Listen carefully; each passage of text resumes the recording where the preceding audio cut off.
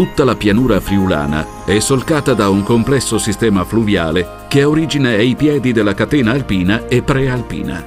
Essa è sede di una potente falda freatica che si estende per circa 1500 km². Qui si formano i bacini del Livenza, del Tagliamento e dell'Isonzo. La falda freatica trae alimentazione dall'apporto delle piogge e delle perdite per infiltrazione dei numerosi corsi d'acqua che rilasciano parte della propria massa nel permeabile strato sotterraneo. Nei pressi di Polcenigo, nel settore più occidentale della regione, dall'apporto di sorgenti carsiche nasce il Livenza.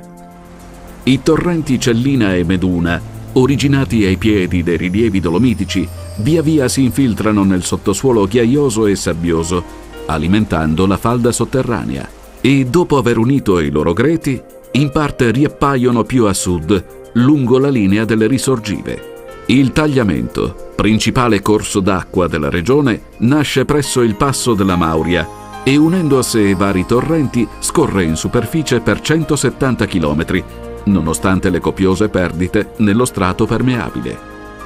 Giunto in pianura, in periodo di magra, non ci mostra che il suo ampio letto arido.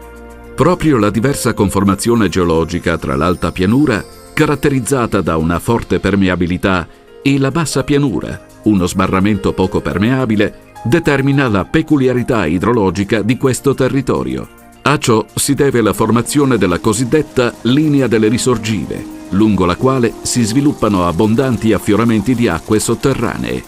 Una parte delle acque rimane in profondità, alimentando le falde confinate nella bassa pianura.